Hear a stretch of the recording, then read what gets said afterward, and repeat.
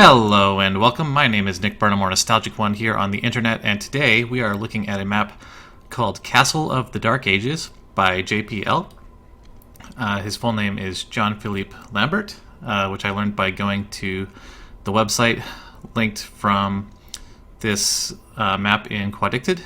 But I really like this map.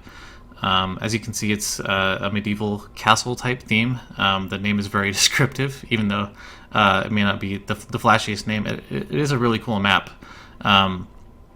It's got kind of this open layout, adventure style gameplay with these really nice windows looking into other spaces. You can complete it in things out of order, or you can follow it as intended. It's really cool.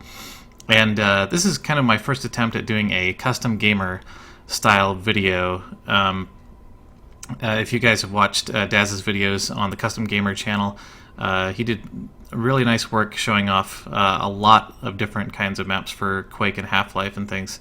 And as that channel is kind of on a hiatus, it seems, I would just wanted to make content that was like that and I don't know, give it a shot and see how it goes.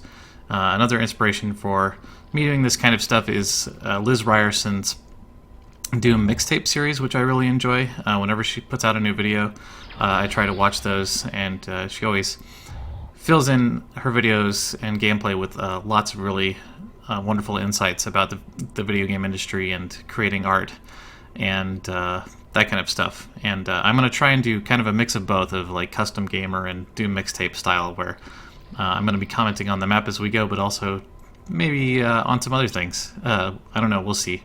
If you like me doing this kind of content, please let me know, because this is me aping something that's already kind of well trod by other people, but I think we could use more of, you know. So without further ado, here is Castle of the Dark Ages. Apparently this is using a texture set from Daikatana Episode 3, is what JPL says on his website, and I'll put the link to his website in the description. This map also has a sequel map that I'd like to get to later if this video does okay. One thing I've learned about JPL playing his maps, he made several maps, and this map came out in 2005. It doesn't seem like he's mapping much anymore, but he did put out a few, and the ones that I have tried are all good. This is one of the better ones for sure. And I have noticed that he likes to put a lot of knights in his maps that tend to corral the player and box them in and keep them in place. And that's kind of more of a Doom thing. I don't see that too much in Quake maps that much, but it is kind of fun to see. And it's not like knights are particularly hard to fight in Quake, because you just kind of back up and spam whatever weapon you have on hand. But they can be nasty if they get you locked in a corner, so they do keep you on your toes. And they kind of serve as these extra skill gates to get through these tight thresholds. And now I'm going to show you soon the first secret in here, after we blow up some more zombies.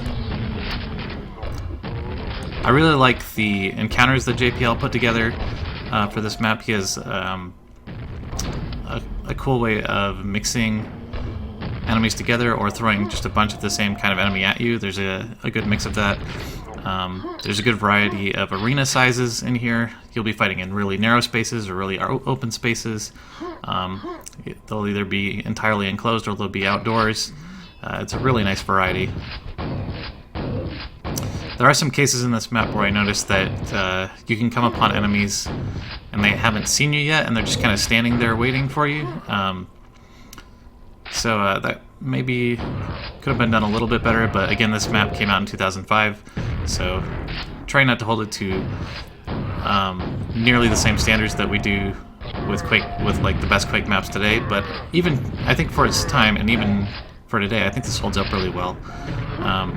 I was able to sequence break a few things with this map with the aid of the rocket launcher and doing some slope jumps in my testing of this map, but it still works fine, and I'm trying to show you like what I believe is the intended route to get through the map.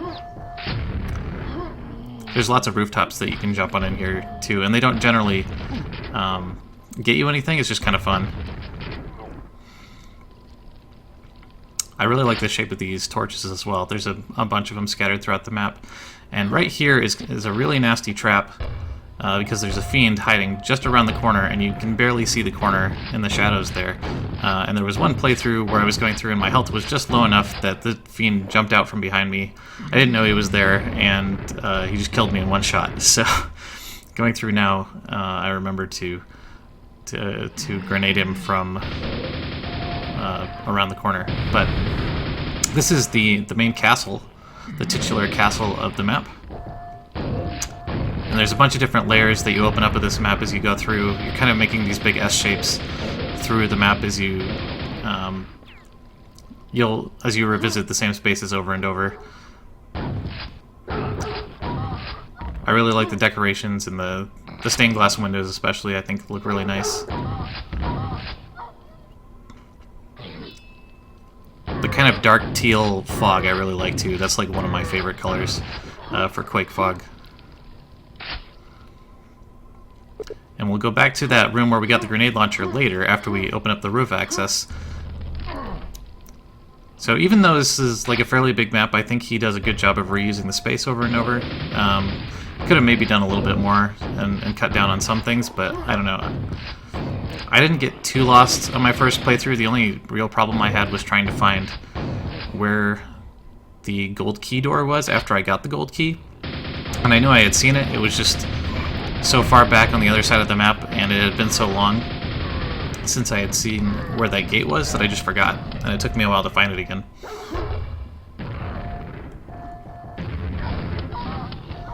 I also like that he doesn't overuse ogres in this map too much. I think that can happen in a lot of the maps, and that gets really annoying to fight, but he uses them pretty sparingly, at least on normal. I am playing on skill 1 because on skill 2 this map gets kind of ridiculous.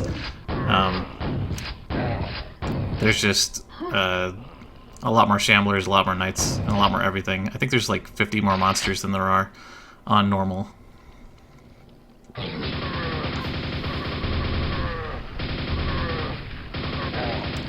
We're just kind of opening up these little gateways as we go by finding these switches, which is fun. As long as you can remember which gate you're trying to open up with which switch. I think, and you can hear that gate above you, but I think that's another criticism I would level against this map, is that it's not always clear what you're gaining access to whenever you open up a new area. And we'll see that in this almost immediately in this next area too. I really love these giant cross-shaped windows that he puts in the floors and the roofs.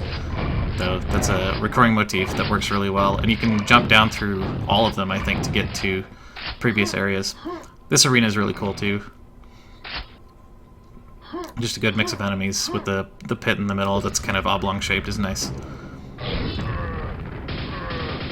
And this area doesn't look anything else like anything else in the map with these wooden cross beams and this one chandelier over the cross in the floor is pretty memorable.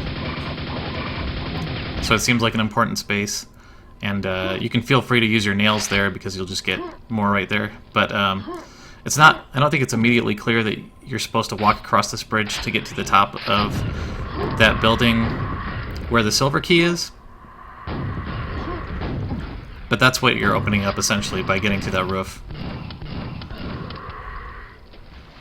And now you have the rocket launcher, and this map really opens up after that.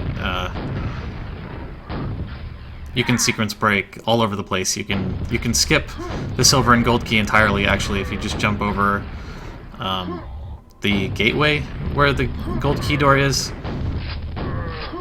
So if you want to attempt a speedrun at this map, you could do it much faster than I'm completing it here. I think I finished it in around 15 minutes. And I haven't personally attempted it yet, but I know you could do it much faster. It's another fun little arena with the pentagram.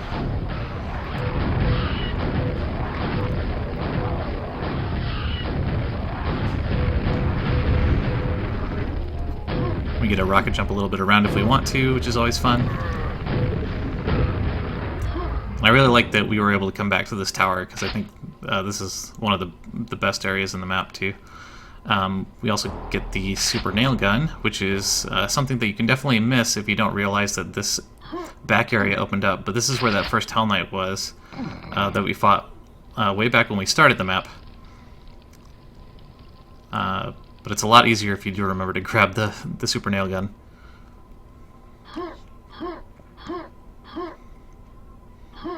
I think this particular trip back after you get the silver key, it would be easier if I had stayed on that second level, but instead I dropped down.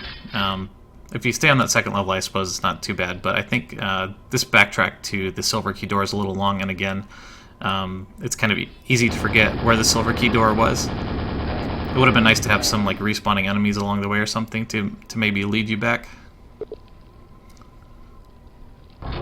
Here's our first Shambler.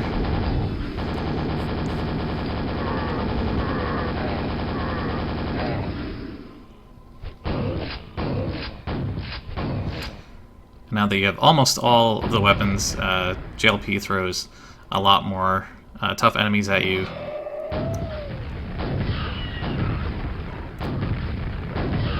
But overall, I really like the difficulty of this map, on normal at least. I think it's more than manageable for most Quake players. We've got a cross made out of marble here too, which is just repeating the motif again. This is the church area that we're in too, which is another one of the best areas in the map. It's really vertical. We're going through a lot of the same spaces over again. These really gorgeous giant stained glass windows. And if you're suspecting that that big window harbors a secret, you would be correct. Now, there's 4 secrets in this map, and it took me forever to find the 4th one, and I don't think it's actually even accessible technically in the map. I think JPL maybe have forgotten to put a button to open it somewhere. I'm not entirely sure, but I'm going to show you at the end of this video where it is, and then maybe you can go find it for yourself.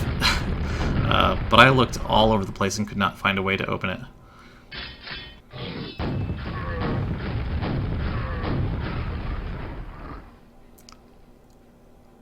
And this secret is pretty easy to miss too. I mean, it's pretty obvious that there's something going on behind these windows, but that wall texture doesn't look too much different than the textures around it, so it took me a while to find that one too. But you get a good cache of ammo there, pick up the Thunderbolt here, so we're fully decked out. Now we can go complete like the last third of the map.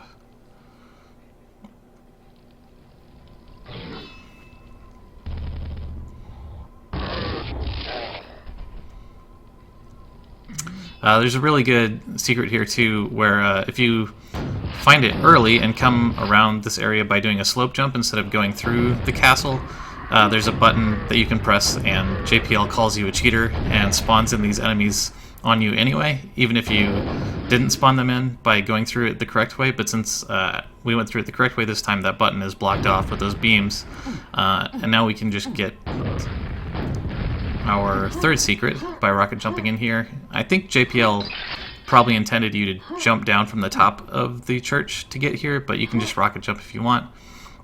There's that one lone slime in there that spawns in there too, which I think is really funny, because it's totally innocuous. And again, as you might be able to tell already, you can easily rocket jump or slope jump from these flying buttresses. And it's really fun to get up there and kind of mess around and kind of sequence break and just generally break the map. But at this point, JPL is throwing a lot more monsters at you in a lot greater variety. He's forcing you to look up at this beautiful church, which is great because this is kind of like the set piece of the entire map. And we get to see it inside and out, which is awesome. Always great. I always wonder when I'm in kind of a more interior-focused Quake map, like, what does the outside look like? Does it even kind of make sense? And it's nice to get maps like this, which are so much more open, where you actually get to appreciate the architecture from inside and out, which is something that I've tried to do in at least one of my Quake releases so far.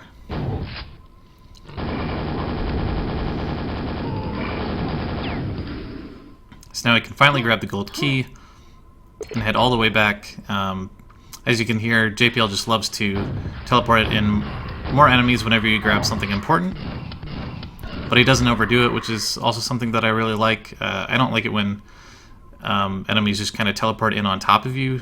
I like when they come around corners or are kind of running out of the darkness, kind of like Half-Life 2 style.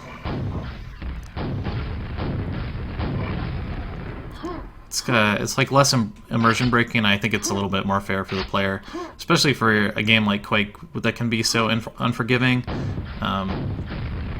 since it relies on you to manage your health. I really think the player should be able to see the threats that are coming at them like 90% of the time at least.